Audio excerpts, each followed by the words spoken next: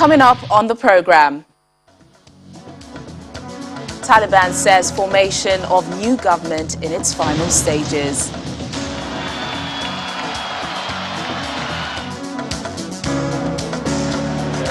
EU leader Charles Michel says Afghanistan rollout shows that the bloc needs to boost its military power. Plus, Russian President Vladimir Putin says U.S. military intervention in Afghanistan shows it's impossible to impose foreign values on other nations. Hello and welcome to the program. I'm Teniola Shobowale. Following the withdrawal of U.S. troops in Afghanistan, the Taliban says the formation of the country's new government is in its final stages. A spokesperson says the government will take shape in the following few days. The statement comes after leaders ended 3 days of talks in the Afghan city of Kandahar. The Taliban has said it wants to form an inclusive government and that it's been talking to members of former governments to encourage them to join a new administration. It has also pledged to respect human rights and women's freedoms within Islamic law. Meanwhile, as Taliban prepares to rule Afghanistan, it faces problems such as unpaid salaries, cashless banks, and mass hunger. Government employees have not been paid salaries for months and banks are barely functional, as the country has been cut off from the international financial institutions after the Taliban took over the country on August the 15th. And now the UK Foreign Secretary Dominic Raab has defended the UK's withdrawal from Afghanistan in Parliament. Raab says intelligence suggested Kabul would not fall this year. The UK is also in talks with the Taliban to secure safe passage for a number of British citizens and Afghans who remain there. European Council President Charles Michel says the chaotic scenes in Afghanistan shows the need for the EU to embrace greater decision-making autonomy and greater capacity for action in the world. The scramble to evacuate EU citizens from Kabul was dependent on the US military, especially when it came to helping Afghan people who had worked with international organizations. Speaking at the Bled Strategic Forum in Slovenia, Michel said the EU should not have to rely on other powers in the future. We do not need another such geopolitical event to grasp that the EU must strive for greater decision-making autonomy and greater capacity for action in the world. The European Union has citizens to protect, interests to defend, and values and a rules-based international order to promote. And of course, we cannot ignore strategic developments in the world. We do not need more strategic autonomy because we want to be stronger and more influential, because we want to have greater impact, and because we want to strengthen our alliances. Now, foreign policy commentator Collins Nweke joins us now for more on this. Thank you so much for your time, sir. There are a lot of challenges facing the new regime. Do you think the Taliban will be able to maintain itself in power? Thank you, Teniola, for having me. $1 million question.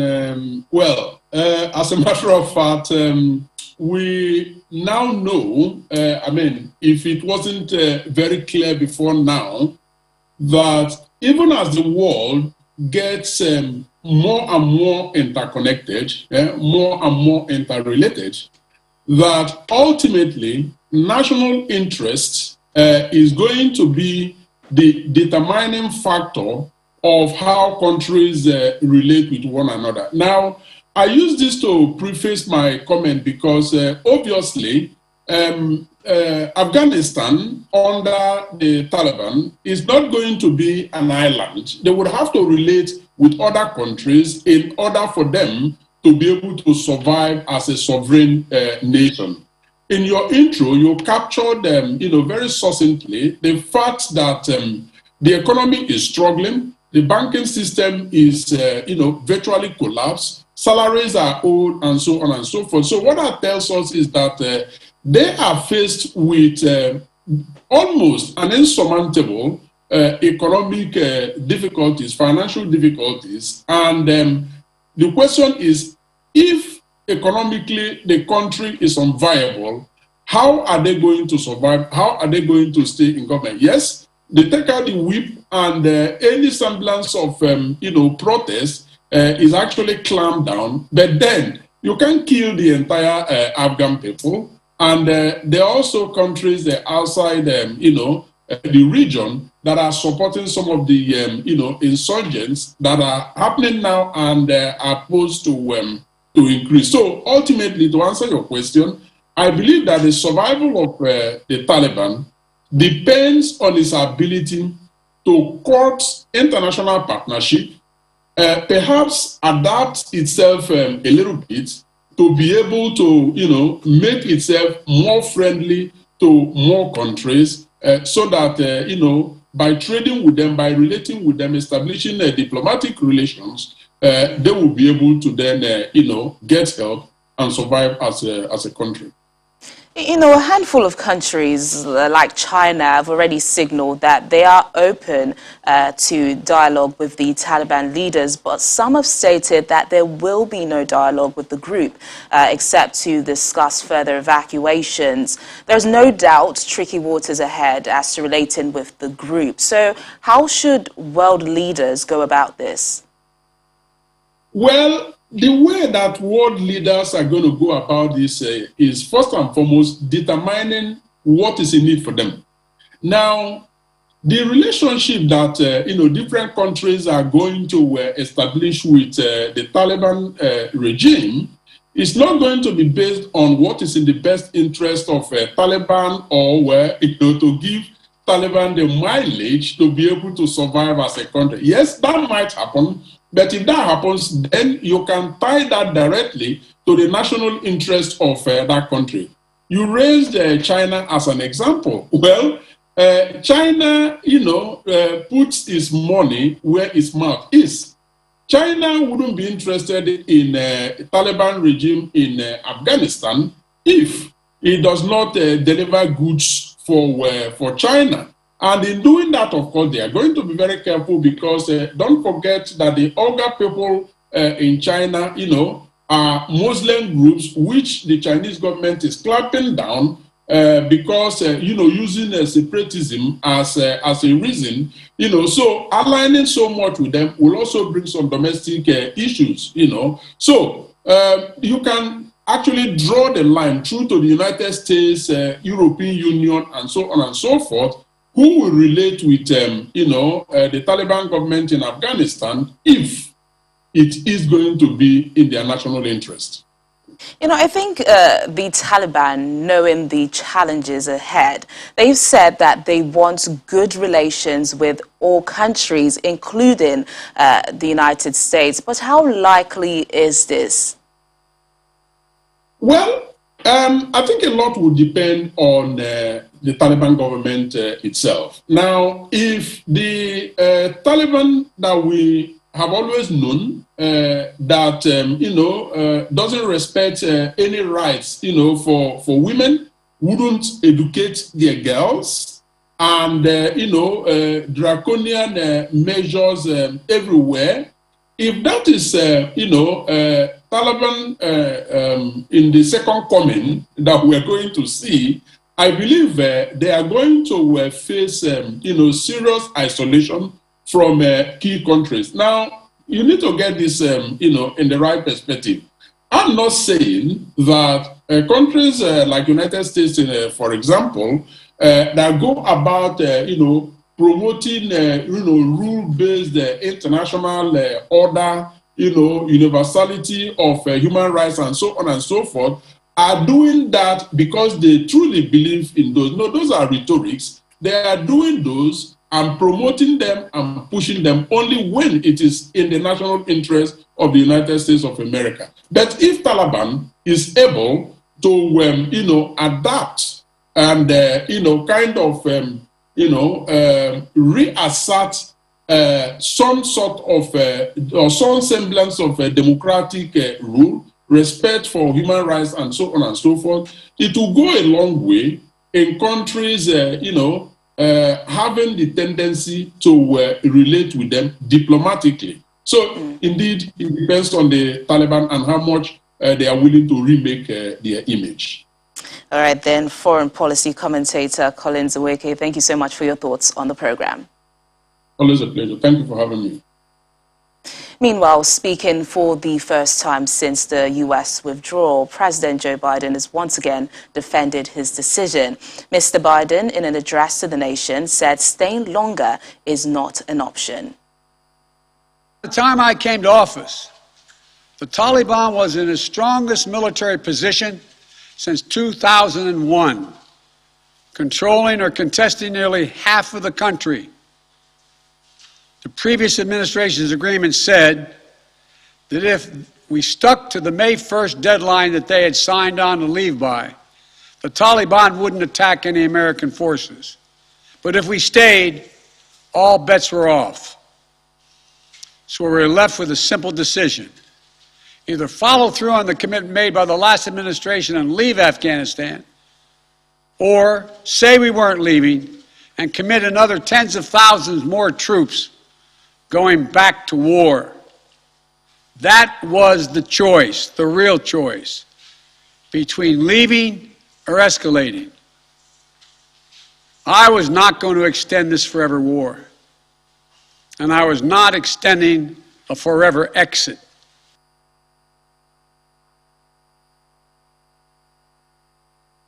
Well, still on Afghanistan, Russian President Vladimir Putin says the U.S. military intervention in Afghanistan had achieved nothing but tragedy and loss of life on all sides, and shows it's impossible to impose foreign values on other nations. Speaking to teenagers at an educational facility in the Russian Far East, President Putin made clear that he deemed the U.S. approach to a country once invaded by the Soviet Union to have been deeply flawed.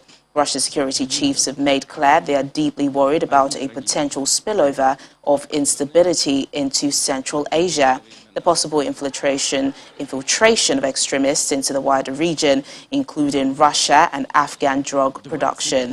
Putin, who has previously said that Moscow has learnt the lessons of the Soviet Union's own Afghan invasion and has no plans to deploy troops there, says it's important to take into account the history, culture and philosophy of life of people like the Afghans when dealing with them. Одни трагедии.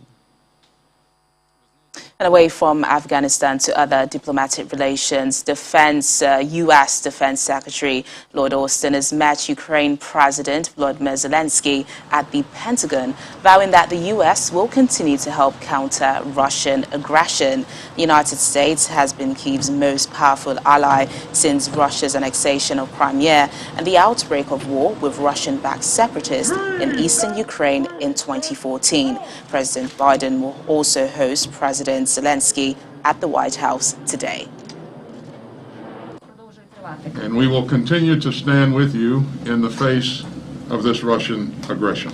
The U.S.-Ukraine Strategic Defense Framework that Minister Tehran and I will sign today enhances our cooperation and advances our shared priorities, such as ensuring that our bilateral security cooperation continues to help Ukraine counter Russian aggression, in support of Ukraine's NATO membership aspirations, and deepening our cooperation in such areas as Black Sea security, cyber defense, and intel sharing. President Biden has approved a new $60 million security assistance package, including Javelin anti-armor systems and more, to enable Ukraine to better defend itself against Russian aggression. You can count on our continued support in the face of Russian aggression to help Ukraine realize its Euro-Atlantic aspirations in support of a more secure, prosperous, and democratic and free Ukraine. Still to come on the program. The UN says weather disasters are becoming more frequent and costly. Please stay with us. Thank Thanks for staying with us. Back to the situation in Afghanistan now, as U.S. President Joe Biden continues to defend the U.S. withdrawal in the country. Our Washington, D.C. correspondent, Maria Bird, she joins us now for more on this. Maria, this was last night was President Biden's most forceful defense yet of his decision to end America's longest war, wasn't it? How is it being received? This is being received with mixed emotions. You know, there are those who understand that there are many domestic issues that have to be addressed at this time, from the pandemic all the way to, as we know now, we're in the midst of torrential weather here that has been catastrophic. And so we have so many things internally that have to be addressed. And I think many are understanding that this war of 20 years and the amount of money that's been spent on this war, the president had to make a hard choice to end it. But those who are looking at the human rights end of this, which obviously was the initial intent of the U.S. going in, and the potential risk that the U.S. is now putting itself in and allies in as it relates to the ISIS-K, as it relates to Taliban, as it relates to Al-Qaeda, kind of leaving that area still a little bit unstable from the standpoint of potential terrorist threats. And so that, I think, is where you're having many individuals who are saying, why now? Why is the president deciding to leave the region at this time?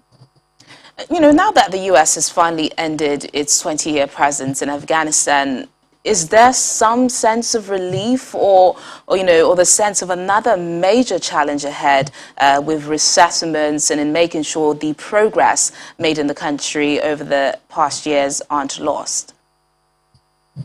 Well, what you're hearing now, obviously, we've all heard the president saying we're not leaving. We're going to still be allies to those individuals who have been in great support of the U.S., those Afghans that have obviously come to the U.S. as refugees, and those who will be continuing to come in bordering countries where the U.S. will be set up in the UAE and also Pakistan. And so I think that the U.S. is hoping to continue to partner with the people of Afghanistan, but the actual military presence in the region is definitely going to be ending and has ended, and there's no plans for additional military presence. And so I think their hope also is to be able to work with the Taliban and to hopefully allow much of the progress that has happened over the last 20 years to continue. We know that many of the residents of Afghanistan are a bit concerned about if this means that their lives will drastically change as a result of the departure of the U.S.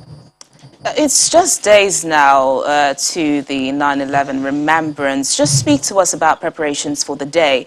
We know last month families of the victims had said they don't want the president to attend memorial events unless he declassifies files about the attacks. Yes. You know, those families, obviously, when you've lost someone in that type of a horrific event, I mean, that was one of the most catastrophic events actually on U.S. soil that has ever occurred. And so those families are still very much pained by this. And it's been 20 years. As we know, we're coming up on that anniversary. And so they're asking for that to be declassified. Now, whether or not that's going to happen, I think is potentially one of those international relation issues that the president's going to have to really weigh the risk as it involves that, especially as we have removed much of our presence in the Middle East and knowing that there are potential threats that we could see. And so I think that's a bit of a long stretch to think that he's going to provide that. But I would not doubt that he is not going to be there on that day of 9/11 at the memorial and definitely giving some sort of a remarks as it relates to how this has impacted the U.S. and the movement forward and how the U.S. will continue to move forward as we remember the day. All right then, Maria, thanks for the update. Moving on now, Israel says a U.S. plan to reopen its consulate in Jerusalem that has traditionally been a base for diplomatic outreach to Palestinians is a bad idea and could destabilize Prime Minister Naftali Bennett's new government. The prior administration of President Donald Trump signaled support for Israel's claim of Jerusalem as its capital by moving the U.S. embassy there from Tel Aviv. It was among several moves that incensed the Palestinians who want East Jerusalem as capital of a future state. President Joe Biden has pledged to restore ties with the Palestinians, back a two-state solution, and move forward with reopening the consulate. It has been closed since 2019. We think it's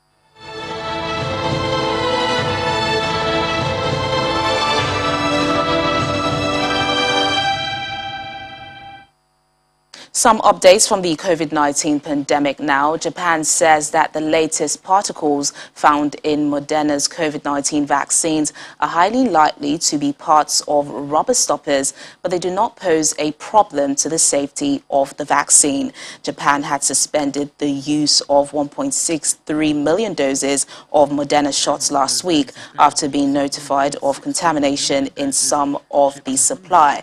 Moderna and Spanish pharmaceutical company Rovi have said the cause could be a manufacturing issue, and the safety or efficacy issues had been identified and no safety or efficacy issues have been identified as a result of the issue.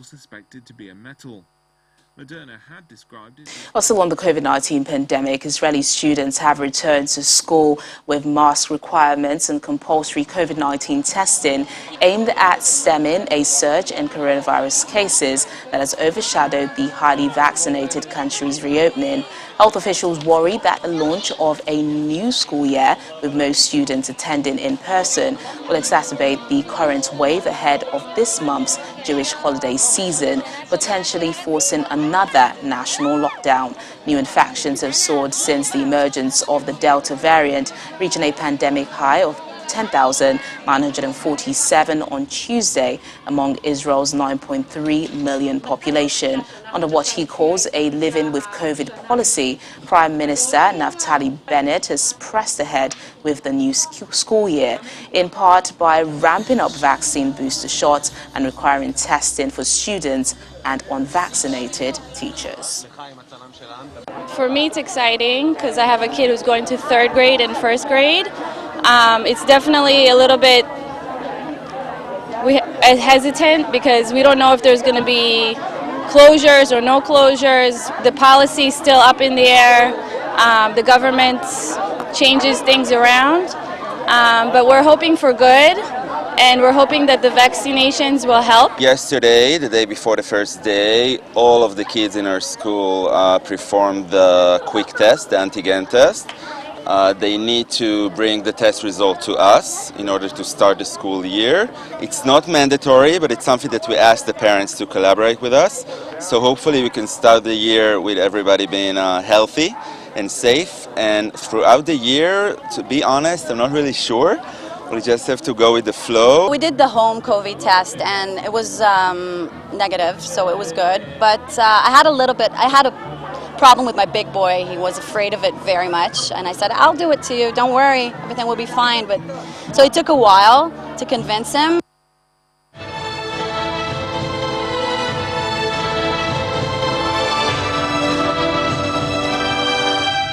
And finally, the UN says the number of disasters such as floods and heat waves driven by climate change have increased fivefold over the past 40 years, killing more than 2 million people and costing $3.64 trillion in total losses. The WMO says its atlas is the most comprehensive review of mortality and economic losses from weather, water and climate extremes ever produced. It surveys some 11,000 disasters occurring between 1970 to 2019, including major catastrophes such as Ethiopia's 1983 drought, which was the single most fatal event with 300,000 deaths, and Hurricane Katrina in 2005 that was the most costly, with losses of $163.61 billion.